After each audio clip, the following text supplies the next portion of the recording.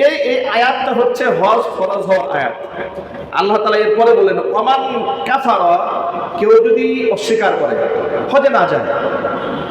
আমি বান্দাকে বললাম হজে আসতে, মান কাফারা, কেউ আসলো না, আমার কথা শুনলো না, তো কি হবে? ফাইন্নাল্লাহা গানিয়্যুন আনিল আলামিন, আমি এই বিশ্ববাসীর ব্যাপারে, জগৎবাসীর ব্যাপারে আমার এগুলোর কোনো প্রয়োজন নেই। আমি বেনিয়াস, এগুলো ছাড়াই গানিয়্যুন, আল্লাহ পাক এমন ধনী, এমন অমুখাপেক্ষী, এরা কে আমাকে ডাকলো, কে ডাকলো না, কে হজ করলো, কে করলো না, এটা আমার কিচ্ছু যায় আসে না। সুবহানাল্লাহ বলেন। আল্লাহ পাক এদের আমাদের ধার ধারেন না। আল্লাহকে আমাদের ধার ধারেন? আল্লাহ আমাদের ধার ধারেন। কোরআন শরীফের সূরা লুকমান আল্লাহ পাক বলেছেন, আল্লাহ রাব্বুল আলামিন বলেছেন ওয়া ইয ক্বালা লুকমানু লিবনিহি ওয়া হুয়া ইয়াইযুহু ইয়া বুনাইয়া লা তুশরিক বিল্লাহ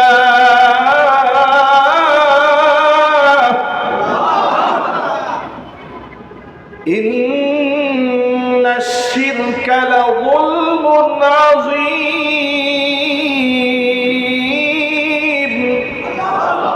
আল্লাহ পাক লুকমান হাকিমের ইতিহাস স্মরণ করিয়ে মানুষকে সবক শুনিয়ে দিলেন। ওয়া ইয ক্বালা লুকমানু লিবনিহি ওয়া হুয়া ইয়াইযুহু ইয়া বুনাইয়া লা তুশরিক বিল্লাহ। স্মরণ করো লুকমানের কথা, যখন লুকমান তার সন্তানকে বলেছে নসিহত করে, ইয়া বুনাইয়া, হে আমার ছেলে, লা তুশরিক বিল্লাহ, আল্লাহর সাথে শরীক করতে পারবে না। ইন্নাশ শিরকা লাযুলমুন আযীম, আল্লাহর সাথে শরীক স্থাপন করা এটা মস্ত বড় গুনাহ, মস্ত বড় জুলুম, মস্ত বড় অপবাদ। এটা কোরআন মাজিদে সূরা লুকমানের 13 নম্বর আয়াত। এই আয়াত লুকমান হাকিমের ব্যাপারে বলার আগে আল্লাহ তাআলা একটা মৌলিক কথা বলেছেন। সেই মৌলিক কথা কি দেখেন, আল্লাহ পাক বলেছেন ওয়ালাকাদ আতাইনা লুকমানাল হিকমাতা আনিশকুর লিল্লাহ। লোকমানকে আমি হিকমা দিয়েছিলাম, প্রজ্ঞা দিয়েছিলাম, জ্ঞান বুদ্ধি দিয়েছিলাম, ইলম দিয়েছিলাম, আর আমি বলে দিয়েছিলাম আনিশকুর লিল্লাহ, আমার শুকরিয়া আদায় করো। তবে কথাও মনে রেখো, বারবার তোমাদের যে শুকরিয়া আদায় করতে বলি, এর দ্বারা আমি আল্লাহর ফায়দা হবে বিষয়টি কিন্তু তা নয়। ওয়ামাই ইয়াশকুর, যে ব্যক্তি শুকরিয়া আদায় করবে, ফাইন্নামা ইয়াশকুরু লিনাফসিহি, সে শুকরিয়া আদায়টা তার জন্য কাজে লাগবে। তোমার শুকরিয়া তোমার কাজে আসবে, তোমার শুকরিয়া আমি আল্লাহর কোনো কাজে আসবে না। ওমান কাফারা, কেউ যদি শুকরিয়া আদায় না করে। আচ্ছা, আলো কে দিয়েছেন আমাদেরকে বলেন তো? বাতাসকে দেন, অক্সিজেনকে দেন, খাদ্যকে দেন, রিজিককে দেন, সুস্থতার নিয়ামত কে দান করেন? আল্লাহ বলছেন ওয়ামান কাফারা, যদি এত কিছু দেওয়ার পরেও তুমি অস্বীকার করো, ফাইন্নাল্লাহা গানিয়্যুন হামিদ, আমার প্রশংসা যদি না করো, তাহলে আমি আল্লাহ তাআলা হচ্ছি সেই ধনী, আপন মহিমায় উদ্ভাসিত এমন ধনী যে আমি কারো মুখাপেক্ষী নই। হামিদুন, আমি আপন জায়গায় সর্বাধিক প্রশংসিত। তুমি প্রশংসা করলে প্রশংসিত, প্রশংসা না করলেও আমি প্রশংসিত। আমি এই কয়েকটা আয়াত দিয়ে আপনাদেরকে একটা সাধারণ ধারণা দিলাম। কোরআন সত্য, ইসলাম সত্য, কোরআন চিরবিজয়ী, ইসলাম চিরবিজয়ী, ইসলাম চিরহক, ইসলাম কখনো নাহক হবে না, ইসলাম পৃথিবীতে কোনোদিন পরাজিত হবে না। ইসলাম যেদিন পৃথিবীতে থাকবে না, সেদিন এই পৃথিবী থাকবে না। ঠিক কিনা জুড়ে বলেন? যেদিন ইসলাম থাকবে না, সেদিন পৃথিবী থাকবে না, সেদিন পৃথিবী আল্লাহ শেষ করবে। যতদিন পর্যন্ত একজন মানুষ মুখ থেকে আল্লাহ উচ্চারণ করবে, একজন, কতজন? এই বিশ্ব পরিমণ্ডলে 800 কোটির উপরে মানুষ রয়েছে। একজন মানুষ যতদিন পর্যন্ত আল্লাহ বলবে, ততদিন পর্যন্ত আল্লাহ পৃথিবী ধ্বংস করবেন। সুবহানাল্লাহ বলেন। যেদিন আল্লাহ বলার কেউ থাকবে না, সেদিন আল্লাহ তাআলা পৃথিবীকে ধ্বংস করে দেবে। আপনাদেরকে এই কয়েকটা মেসেজ দেওয়ার মাধ্যমে ব্রেনে, মস্তিষ্কে আপনাদের কাছে একটা খোরাক জন্ম নিয়েছে যে কোরআন কোনদিন পরাজিত হবার নয়, আল্লাহ কোনোদিন পরাজিত হবার নয়, কোনো কারণেই নয়। কোরআন সত্য, এটা চির বিজয়ী। এ কথা কি বুঝতে আমাদের কারা কষ্ট হয়েছে? আরো জোরে বলেন। এবার আপনারা প্রশ্নের জবাব দেন, আমরা সবাই মিলে যদি আল্লাহ কোরআন বাদ দিয়ে দেই, এতে কি কোরআন পরাজিত হবে? ভারতবর্ষে দেখেন মাত্র 15% মুসলমান। কত পার্সেন্ট? 85% অমুসলিম। তারা কোরআন মানে? আরো জোরে বলেন। এই পৃথিবীতে বর্তমানে মুসলমানদের সংখ্যা বেশি না অমুসলিমদের সংখ্যা বেশি? অমুসলিমদের সংখ্যা বেশি। অমুসলিমদের সংখ্যা যে বেড়ে গেল, মুসলমানদের সংখ্যা কম আছে, এই জন্য বলবেন যে অমুসলিমরা কোরআনের উপর বিজয় লাভ করেছে। এই কয়েকটা মেসেজ দেওয়ার মাধ্যমে আপনাদেরকে দিন সম্পর্কে সতর্ক করতে চায়। সেই সতর্ক কি? আমাদের বাংলাদেশে যখনই নির্বাচন আসে, তখন নির্বাচন কেন্দ্রিক আমাদের দেশে কিছু লোক ধর্মের অপব্যবহার করে। ঠিক না? মেরে দিতে বলে কথা পরিষ্কার বলে, এই মিম্বার থেকে আওয়ামী লীগের আমলেও সত্য উচ্চারিত হয়েছে। কথা বলে না কেন? সত্য না অসত্য? আমরা কাউকে পরোয়া করে, কাউকে তেল দিয়ে কোরআন আয়াতের ব্যাখ্যা করি না। আমরা দলীয় স্বার্থে কথা বলি না, যা বলি আল্লাহর কোরআনের জন্য বলি।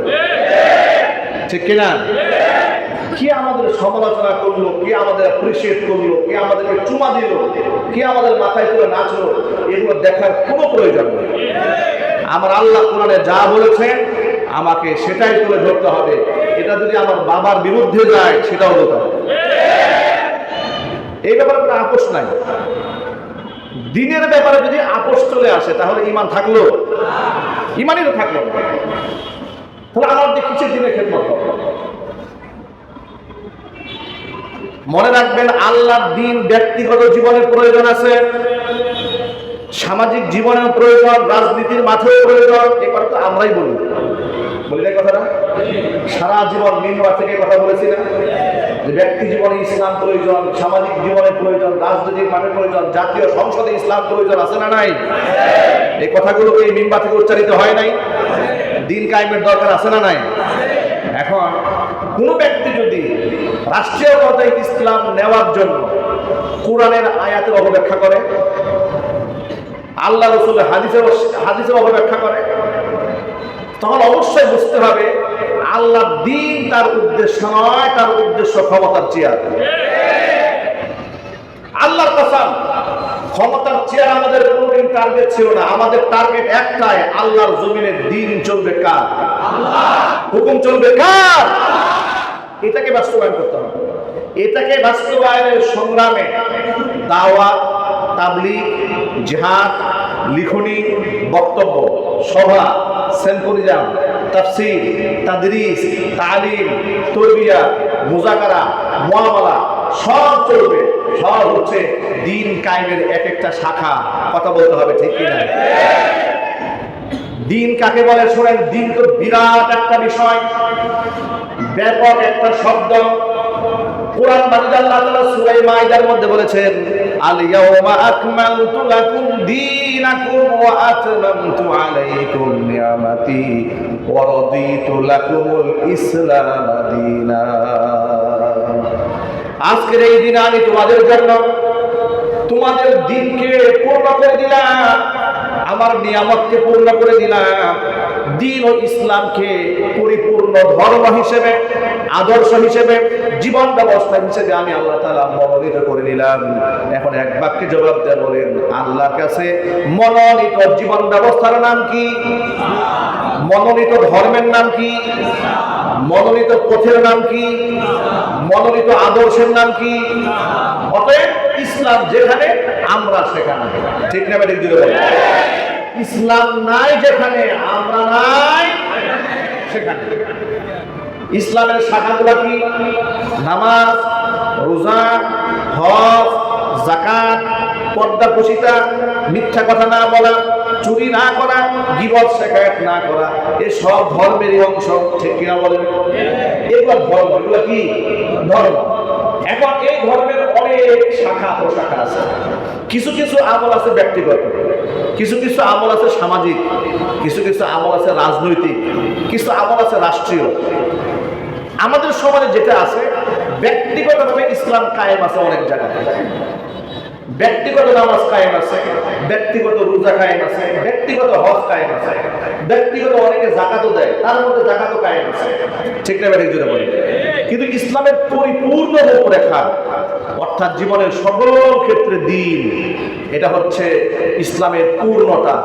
আর এই মিশনটা কোনো সহজ মিশন নয়, আর এটা এত সহজে বাস্তবায়িত হবেও না। আমরা আমাদের জীবন দিয়ে প্রাণান্তকর প্রচেষ্টা চালিয়ে যাব।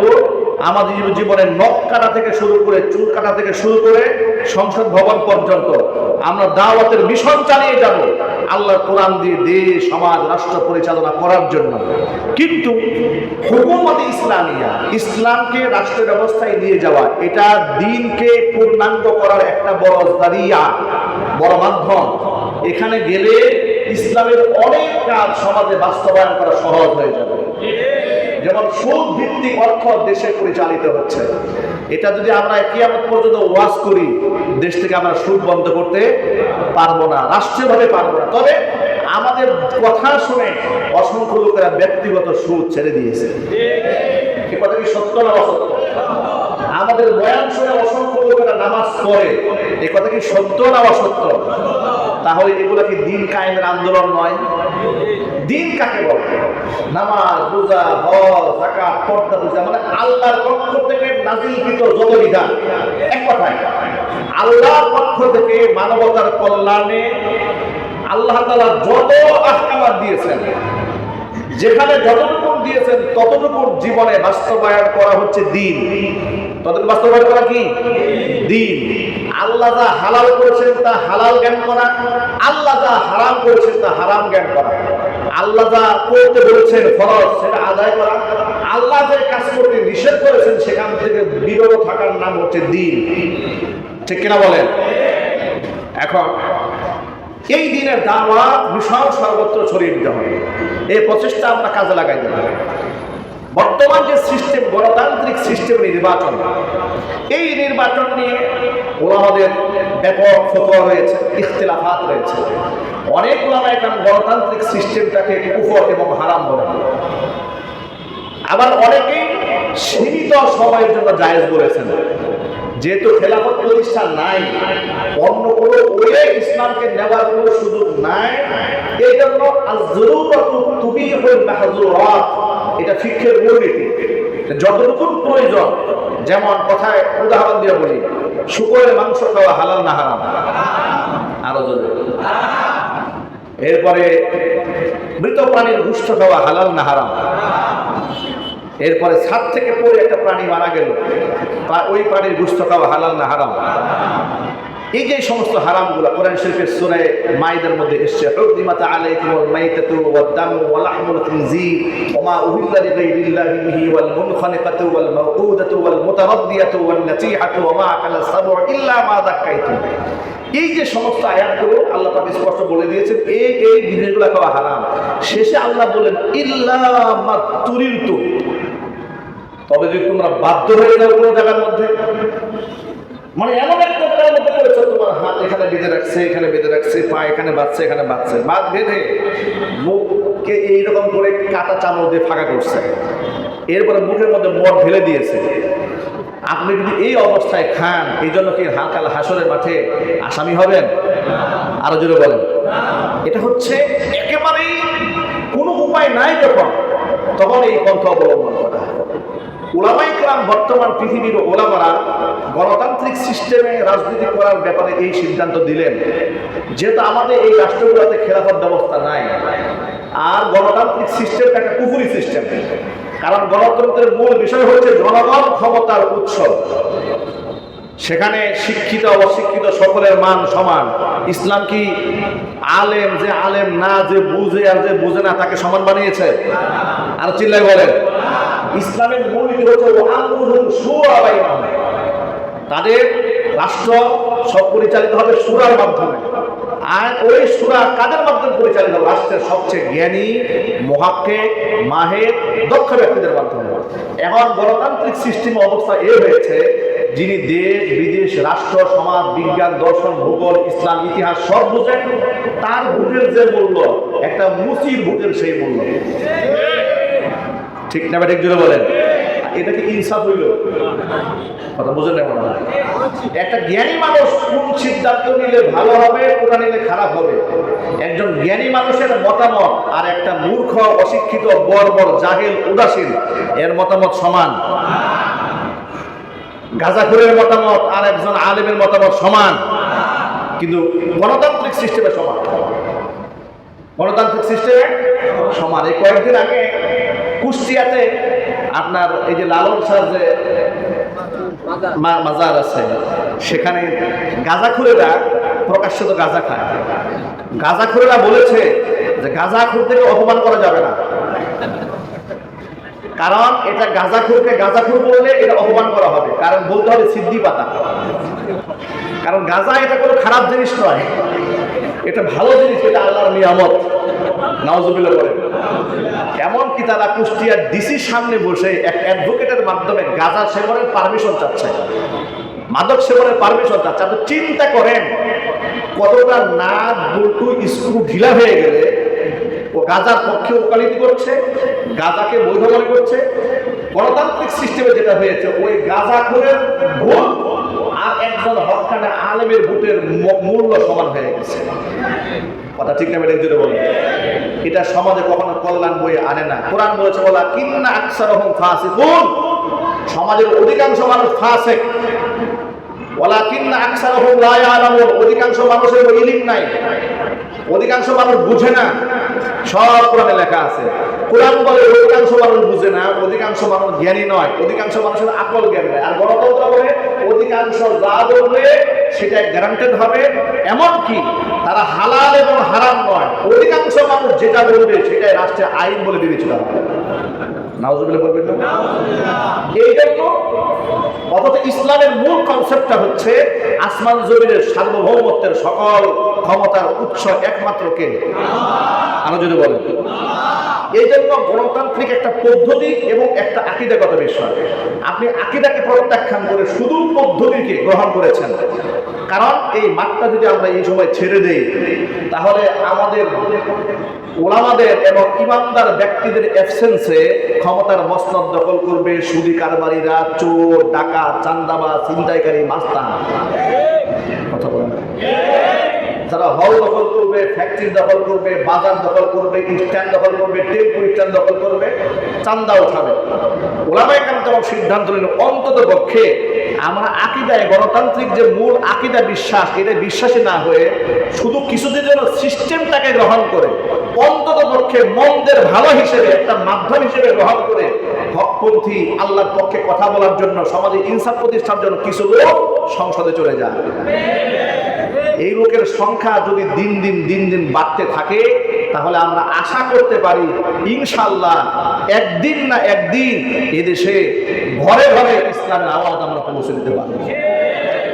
কথা কি বুঝাতে পেরেছি? একটু ব্যাখ্যা করতে সময় লেগেছে, তারপর আমি বিশ্বাস করে নিয়েছি যে আপনারা বুঝে ফেলেছেন।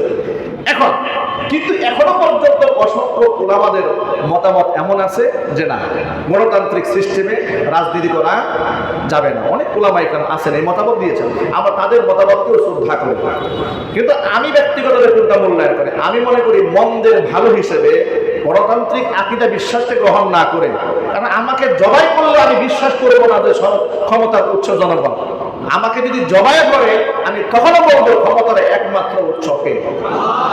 আমরা যদি বলে আমি এটাই বলবো, এবং দিনদার ইমানদারেরা ক্ষমতায় যাক, তাদের পিছনে কর্মী হিসেবে কাজ করব, নেতা হতে চাই না। কিন্তু আল্লাহর কসম, নেতৃত্ব দিতে গিয়ে আল্লাহর আয়াতের যদি অবব্যাখ্যা করে, কয়েকদিন আগে এক মাওলানা সাহেব বললেন যে এই মার্কায় যদি এই বছর এই লোকেরা ভোট দেয় তাহলে ঈমান থাকবে, আর ভোট না দিলে বলে ঈমানই থাকবে না। নাউজুবিল্লাহ বলবেন না? আরেকজন বলেছে যে আপনারা আসেন এই মার্কায় ভোট দেন, আপনাদের কাছে জান্নাতের টিকিট বিক্রি করছি আমরা।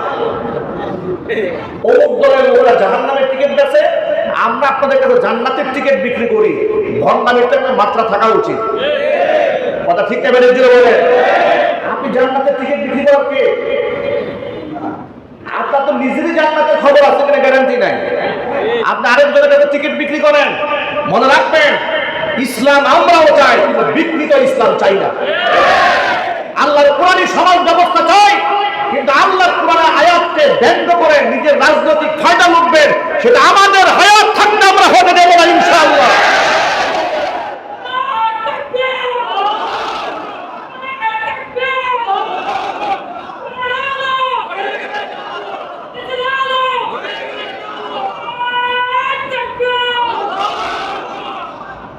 আল্লাহর আয়াত নিয়ে নবী করিম সাল্লাল্লাহু আলাইহি ওয়াসাল্লামের হাদিস নিয়ে আরেকজনে তামাশা করতেছে। কারণ সারা বছর নামাজ নাই, রোজা নাই, নির্বাচন আসলে মাথার মধ্যে টুপি আছে না নাই যদি বলেন। আলেম আমাদেরকে মৌলবাদী বলে গালি দেয়। নির্বাচন আসলে আলেমদের কাছে মাথা নয়, হুজুর একটু হাত দিয়ে একটু দোয়া করে দেন। এই ভণ্ডামিও দেশে আছে না নাই? আমি বলবো, শুধু নির্বাচনে আলেমদের কদর বাড়ে কেন? শুধু নির্বাচনে টুপির দাম বাড়ে কেন? যে লোকে বলে শরীয়ত আইন বিশ্বাস করি না, উনিও দেখি টুপি মাথায় দেয়। কথা বলে না? আচ্ছা, যে শরীয়তে বিশ্বাস করে না, সে টুপি মাথায় দিয়ে লাভটা কি? সে কার জন্য টুপি দিয়েছে? সে কার জন্য টুপি দিয়েছে? যে শরীয়ত বিশ্বাস করে না, সে টুপি দিয়েছে মানুষকে ধোঁকা দিয়ে বোকা বাড়াবার জন্য। এগুলা চলবে না। আবার আরেকজনে বলতেছে, মানে হুজুর আবার আগামীতে নির্বাচন করবে, তো এই জন্য ওয়াজ নসিহত সব নির্বাচনের পক্ষে। কেমনে লাগাই দেখেন। আচ্ছা, নির্বাচনের পক্ষে আপনার আল্লাহ পাক যা বলছেন তাই বলেন। উনি বলেন যে কবরে প্রশ্ন করা হবে তিনটা, মার রব্বুকা ওয়া মান নাবিয়ুকা ওয়া মা দীনুক। তোমার রবকে, তোমার নবীকে, তোমার দ্বীন কি? এই তিনটা নাকি রাজনীতির প্রশ্ন। হুজুর ভয়টা বলতেছেন যে আপনাকে জিজ্ঞেস করা হবে ওয়া মা দীনুকা, মানে তুমি কোন দল করো। নাউজুবিল্লাহ তো আসতে বললেন। এগুলা কি হাদিসের অপব্যাখ্যা নয়? এগুলা কি হাদিসের অপব্যাখ্যা নয়? আল্লাহ পাক যা বলছেন সেটাই বলেন, অপব্যাখ্যা তো দরকার নাই। আপনি বলেন ইনিল হুকমু ইল্লা লিল্লাহ, আইন চলবে একমাত্র আল্লাহ, এটা বলেন। আপনি বলেন ওয়ালিল্লাহি মা ফিস সামাওয়াতি ওয়া মা ফিল আরদি ওয়ালিল্লাহি মিরাসুস সামাওয়াতি ওয়াল আরদ, আসমান জমিনের একমাত্র উত্তরাধিকারী মালিকানা কার? বলেন। আপনি বলেন ওয়া লাম ইয়াহকুম বিমা আনজালাল্লাহ ফাউলাইকা হুমুল কাফিরুন ফাউলাইকা হুমুজ জালিমুন ফাউলাইকা হুমুল ফাসিকুন। আল্লাহর আয়াত দিয়ে বিচার ফয়সালা না করলে জালেম হবে, ফাসিক হবে, কাফের হবে, এগুলা বলেন যেগুলো কোরআন শরীফে আছে। এগুলা বাদ দিয়ে একজনে বলা শুরু করছে এই মার্কায় ভোট দিলে কোরআন বিজয়ী হবে, আর এই মার্কা হেরে গেলে কোরআন হেরে যাবে। ভণ্ডামির মাত্রা থাকা উচিত। ভণ্ডামি করবেন না।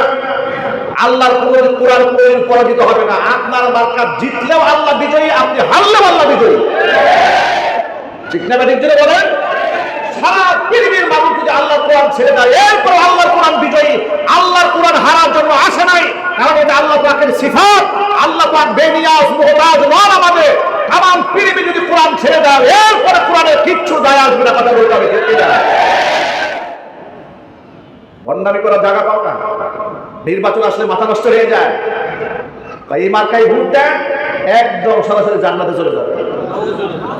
ভণ্ডামি করবেন না। যারা এরকম ভণ্ডামি করবে এদেরকে মুখোশ উন্মোচন করে দেবেন। তারা বলবেন যে আল্লাহর আয়াতের অপব্যাখ্যা করে আপনি যে রাজনীতি করছেন এটা আল্লাহর জন্য করতেছেন না, আপনি ক্ষমতার মস্তক দখল করার জন্য করছেন। ক্ষমতার মস্তক দখল করার জন্য। মনে রাখবেন, আল্লাহর আয়াতের বিকৃতি আমরা এখানে হতে দেব না।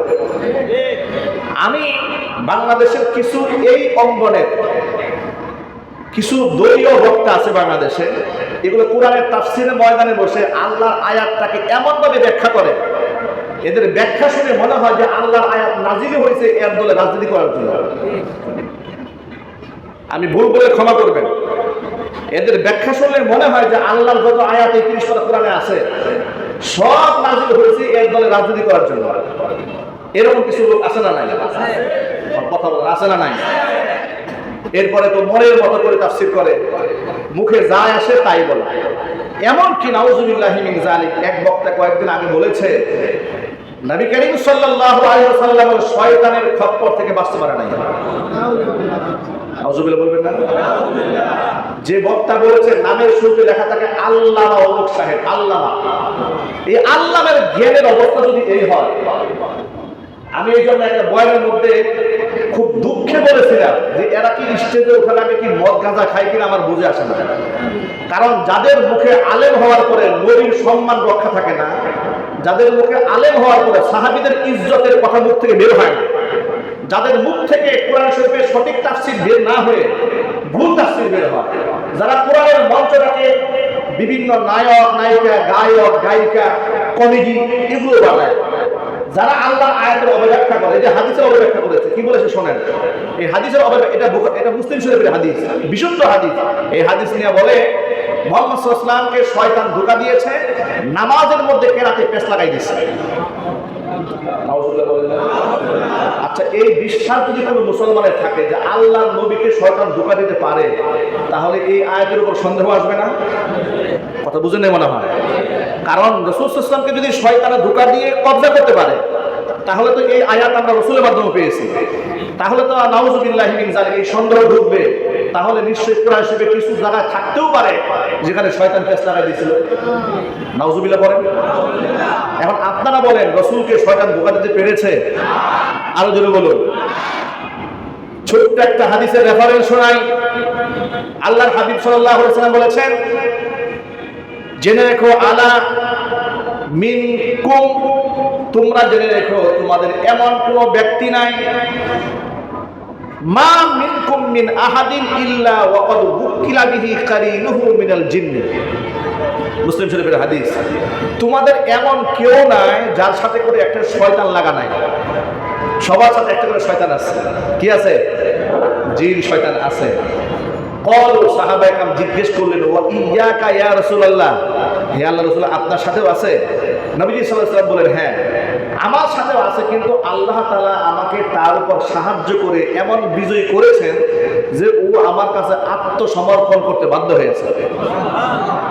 ফালা ইয়ামুরুনি ইল্লা বিখাইরিন, আমার সাথে যে শয়তানটা দেওয়া হয়েছিল ওই শয়তান আমার কাছে আত্মসমর্পণ করেছে, আমাকে ধোঁকা দেওয়ার পরিবর্তে এখন আমাকে ভালো কাজের পরামর্শ ছাড়া খারাপ কিচ্ছু দিতে পারে না।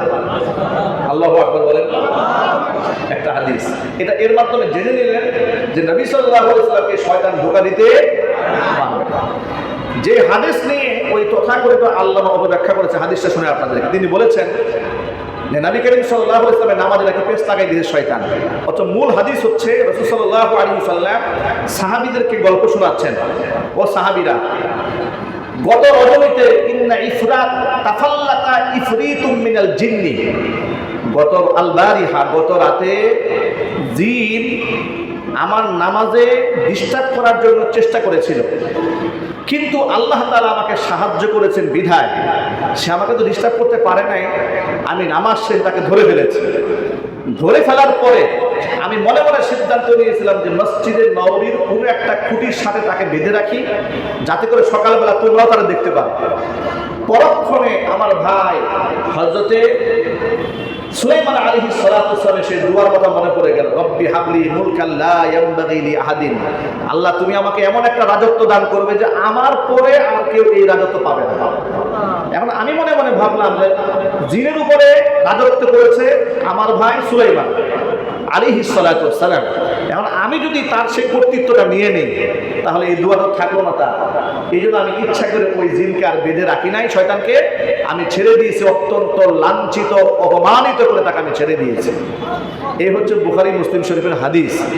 এই হাদিসের কথা বলে উনি বলছেন মুহাম্মদ সাল্লাল্লাহু আলাইহি ওয়াসাল্লামকে শয়তান ধোঁকা দিয়েছে, নামাজে পেশ লাগাই দিয়েছে। নাউজুবিল্লাহ কি আসতে বলবেন? আর যদি বলেন নাউজুবিল্লাহ। আচ্ছা, ব্যক্তিগত ত্রুটি বিচ্যুতি নিয়ে আমরা কারো কথাবার্তা বলি না, কিন্তু কেউ যদি বিশুদ্ধ হাদিস নিয়ে এই ধরনের কথা পাবলিকলি বলে, আবার সেই বক্তব্য লক্ষ লক্ষ মানুষ ইউটিউবে শুনে, ফেসবুকে শুনে, এই যে হাজার হাজার মানুষের ঈমান ধ্বংস হয়ে গেল, এই দায়িত্ব কে নেবে? বলে আপনারা অবশ্যই হকার আলেমদের দায়িত্ব আছে মানুষকে সতর্ক করা, ঠিক না? বেড়ে জুড়ে বলেন। এগুলা আমি ধরাই দিয়েছি।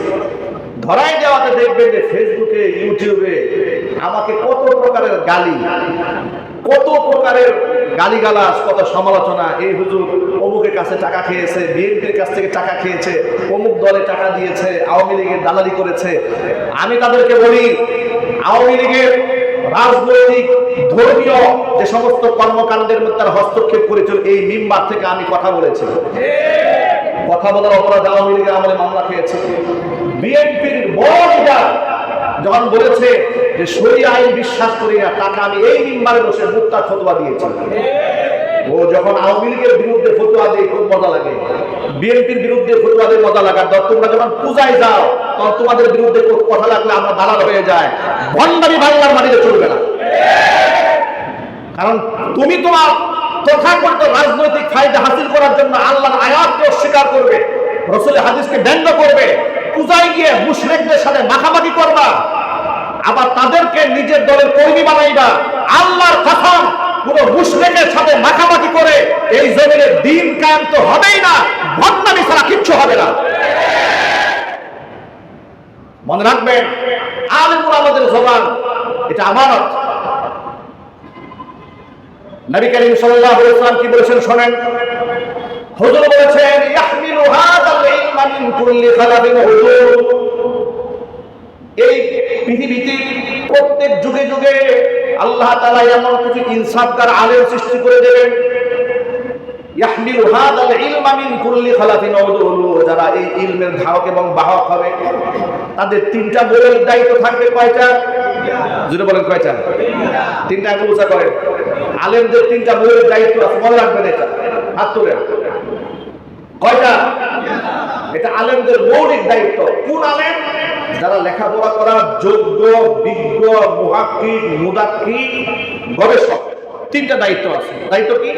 ইয়ানফুনা আনহু তাহরিফাল গালিন, সীমা লঙ্ঘনকারীদের সীমা লঙ্ঘন থেকে এই ইলমকে তারা রক্ষা করবে। নাম্বার 1। 2 নাম্বার, ইয়ানফুনা আনহু তাহরিফাল গালিন ওয়ান্তিহালাল মুবতিলিন, বাতিল পন্থীদের সংযোজন থেকে, মিথ্যাবাদী যারা, তাদের কাছ থেকে এই ইলমকে রক্ষা করবে। 2 নাম্বার 3, ওয়াতাআযিলাল জাহিলিন, মূর্খ মানুষ যদি কোরআন সুন্নাহর ভুল ব্যাখ্যা করে, তাহলে এই মূর্খদের ভুল ব্যাখ্যার জবাব দেওয়ার জন্য হক্কানি আলেমরা প্রস্তুত থাকবে। কারণ কি জানেন? এই দ্বীনটাই তো ইসলাম, ঠিক কিনা? এই ইলমটাই তো ইসলাম। ইন্না হাযাল ইলমা দীনুন ফানজুরু আম্মান তাখুযুনা দীনাকুম, এই ইলমটাই দ্বীন। সুতরাং তুমি কার কাছ থেকে নিচ্ছ একটু যাচাই বাছাই করে নিবা, তার এই পড়াশোনার গভীরতা কতটুকু, ইলম কতটুকু, এটা বোঝার চেষ্টা করবা। কারণ এই ইলমের সাথেই তোমার জান্নাতের সম্পর্ক, এর সাথেই তোমার জাহান্নামে যাওয়ার সম্পর্ক। সুতরাং কোরআন সুন্নাহ আপন আপন জায়গায় থাকবে, এটাকে সর্বভিয়ান উদ্ভাসিত রেখে এটা চির বিজয়ী। কোরআন পরাজিত হওয়ার কোনো সুযোগ নাই, ঠিক না ঠিক? আল্লাহর কোরআন কি পরাজিত হবে? কোনদিন হবে? নির্বাচনে আমরা পাস করলেও আল্লাহর কোরআন বিজয়ী, ফেল করলেও বিজয়ী। সুতরাং আমার পাস ফেলের সাথে আল্লাহ কোরআনের জয় পরাজয় এটা নির্ভর করে না, বরং আমরা মানুষকে এই কথা বলবো, আপনার সৎ, যোগ্য, ইমানদার, আমানতদার, দায়িত্বশীলদেরকে মেম্বার অফ পার্লামেন্ট বানান, যারা আল্লাহর কোরআনের বিরুদ্ধে কথা বলবে না। আল্লাহর কোরআন দিয়ে দেশ, সমাজ, রাষ্ট্র পরিচালনার পরিকল্পনা, মহব্বত যাদের অন্তরে আছে, এমন ব্যক্তিকে পাঠান, যারা আলেমদেরকে মৌলবাদ বলে গালমন্দ করবে না, যারা আলেমদেরকে জঙ্গিবাদী বানিয়ে নাটক সাজিয়ে মানুষের সামনে তুচ্ছ তাচ্ছিল্য করবে না, কোরআনের ধারক এবং বাহকদেরকে সম্মান দেবে, ইজ্জত দেবে, আলেমদের সমালোচনা যারা করবে না। এখন আপনি আপনার দলের রাজনৈতিক কোনো নেতার সমালোচনা শুনলে বরদাস্ত করতে পারেন না, আলেমের বিরুদ্ধে ফেসবুকে লেখেন, ইউটিউবে লেখেন, মিথ্যা থাম্বনেল লেখেন, বক্তব্য বানায় দেন। সামান্য একটা শারীরিক সমালোচনা সহ্য করে এটাকে মারার যোগ্যতা নাই। আর আপনার মতো ভণ্ড, মুনাফিক, মিথ্যাবাদীকে দিয়ে আল্লাহ দ্বীন কায়েম করবে? আল্লাহর দ্বীনে কি এত ফকির হয়েছে যে আপনার মতো ভণ্ডের কাছে আল্লাহ পাক দায়ী হয়ে আছে? কথা বলছি কি হয়ে যাবে? আল্লাহ দ্বীন তো আল্লাহ তাদেরকে দিয়ে কায়েম করবে যারা শরীয়তের বিধান মানে, যারা ফরজ লঙ্ঘন করে না, ওয়াজিব লঙ্ঘন করে না, সুন্নাত ছাড়ে না। এটা তো নামাজের খবর নাই, টাকমুন নিচে কাপড়, হারাম কাজ 23। কথা বলে ঠিক না বেঠিক দিলে বলে? সুদী ব্যাংকে চাকরি করো, সুদ খাও, তোমার দিয়ে আল্লাহ দ্বীন কায়েম করবে? আল্লাহ দ্বীন কি এরকম দেউলিয়া হয়ে গেছে দুনিয়াতে? আল্লাহর দিনটা আল্লাহ তাদের মাধ্যমে কায়েম করবেন যারা জীবন বাজি রেখে ফরজ, ওয়াজিব, সুন্নাত, মুস্তাহাব এমন ভাবে আদায় করে যে প্রয়োজনে ফাঁসির মঞ্চে উঠবে, কিন্তু আল্লাহর কোরআন এবং সুন্নাহকে সামান্যতম অপমানিত হবে এটা বরদাস্ত করবে না। তাদের মাধ্যমে দিন কায়েম হবে। আল্লাহর দিন কোন ফাসিকের মোহতাজ নয়। শুনে ভালো করে, আল্লাহর দিন কোন ফাসিকের মোহতাজ নয় ক্ষমতায় যাওয়ার জন্য, বরং আল্লাহর দিন আল্লাহ পাক মুহাক্কিক আলেমদের মাধ্যমে টিকায় রাখবেন। ঠিক না? একজনে বলে আল্লাহ রাব্বুল আলামিন আমাদের বোঝার তৌফিক দান করেন। আমার এতক্ষণ আলোচনা থেকে কি বুঝতে পারলেন? আমরা কারো মার্কায় ভোট দিলে কোরআন বিজয়ী হবে, আর কারো মার্কায় ভোট না দিলে কোরআন হেরে যাবে। আমাদের ভোট দেওয়া নেওয়ার সাথে কি কোরআন হারার কোনো সম্ভাবনা আছে? কোরআন চিরভাষিত, কোরআনকে হারিয়ে দেওয়ার শক্তি পৃথিবীতে কারো নাই। ঠিক না? ঠিক। তবে আমার মেসেজ কি? আমার মেসেজ হচ্ছে যারা সমাজের দিন চায়, ইমান চায়, ইসলাম চায়, কোরআন চায়, তাদের পক্ষে ছিলাম, আসি, ভবিষ্যতেও থাকবো। এই জন্য যা করা দরকার তাই করবো, কিন্তু কোরআন হাদিসের অপব্যাখ্যা করবো, কারণ কোরআন এটা আমানত, এটা আল্লাহর কালাম, নবী সাল্লাল্লাহু হাদিসের ওহী, এটা আপন আপন জায়গায় রাখতে হবে। আল্লাহ রাব্বুল আলামিন যার কোরআন সুন্নাহর আমানতকে রক্ষা করে এই জমিনের ব্যক্তি জীবন থেকে শুরু করে পারিবারিক জীবন, সামাজিক জীবন, রাজনৈতিক অঙ্গন, সকল অঙ্গনে আল্লাহ কোরআন কায়েম করার তৌফিক আমাদেরকে দান করেন। আমিন। ওয়া আখিরু দাওয়ানা আনিল হামদুলিল্লাহি রাব্বিল আলামিন। ক্বাবলা আল জুমআ তাসলিমা। اللهم صل على محمد وعلى آل محمد كما صليت على إبراهيم وعلى آل إبراهيم إنك حميد مجيد. اللهم بارك على محمد وعلى آل محمد كما باركت على إبراهيم وعلى آل إبراهيم إنك حميد مجيد. মহান আল্লাহ রাব্বুল আলামিনের দরবারে আলিশানে লাখো কোটি শুকরিয়া আদায় করছি যে মহান আল্লাহ রাব্বুল আলামিন তার মহান হুকুম জুমার নামাজ আদায় করার লক্ষ্যে আমাদেরকে যথা সময়ে তার ঘরে উপস্থিত হওয়ার তৌফিক দান করেছেন। শুকরিয়া আদায় করে জবান ছেড়ে দিয়ে সকলে একযোগে বলছি আলহামদুলিল্লাহ। রব্বানা লাকাল হামদ হামদান কাসীরা طيبا مباركا فيه يا ربي لك الحمد كما ينبغي لجلال وجهك وعظيم سلطانك. আল্লাহ তাআলা আমাদের জুমার নামাজকে কবুল করুন। আমাদের জিন্দেগির গুনার খাতা আল্লাহ তাআলা মাফ করে দিন। কাল হাসরের কঠিন ময়দানে আজকের এই ইবাদত, তাসবিহ, তাহলিল, আলোচনা আমাদের সকলের জন্য নাজাতের জরিয়া হিসেবে আল্লাহ তাআলা কবুল করে নেন। অত্র এলাকার সমস্ত মুর্দেগানের কবরে আযাব আল্লাহ তাআলা কিয়ামত পর্যন্ত বন্ধ করে দিন। খাস করে হাজী মোহর খান, যার জমিতে আমরা বসে আজকে নামাজ আদায় করছি, যার ওয়াকফকৃত সম্পত্তির মধ্যে বসে হাজার হাজার মানুষ আল্লাহকে ডাকার সুযোগ পেয়েছে। তিনি আল্লাহর মেহমান হয়ে চলে গেছেন বহু বছর আগেই। তার জন্য আমরা সকলেই দোয়া করি মহান রব যেন তাকে জান্নাতুল ফিরদাউসের সুউচ্চ মাকাম দান করেন। পরিবারের সদস্য যারা বেঁচে আছেন আল্লাহ পাক সকলকে হায়াতে তাইয়্যিবা দান করেন। মহান রব্বুল আলামিন কোরআনের নূর দিয়ে আমাদের সিনাগুলোকে আলোকিত বানায় দেন। সকলেই বলুন আল্লাহুম্মা আমিন। কোরআন সুন্নাহর সহিহ বুঝ আল্লাহ পাক আমাদেরকে দান করেন। নবী করিম সাল্লাল্লাহু আলাইহি ওয়াসাল্লাম বলেছেন, মান আরাদাল্লাহু বিহি খায়রান ইউফাক্কিহু ফিদ্দীন। আল্লাহ পাক যার কল্যাণ চান তাকে ফাক্কিহু ফিদ্দীন, দ্বীনের বুৎপত্তি আল্লাহ তাআলা তাকে দান করেন।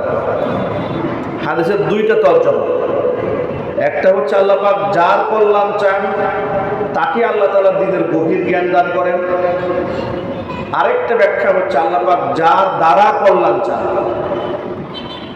যার দ্বারা মানবতার কল্যাণ চান, আল্লাহ পাক তাকে দ্বীনের গভীর জ্ঞান দান করেন। আদ-দীনু আন-নাসীহা, ধর্মটা হচ্ছে একটা উপদেশের বাণী। কোরআন মাজিদ আল্লাহ পাকের কালাম।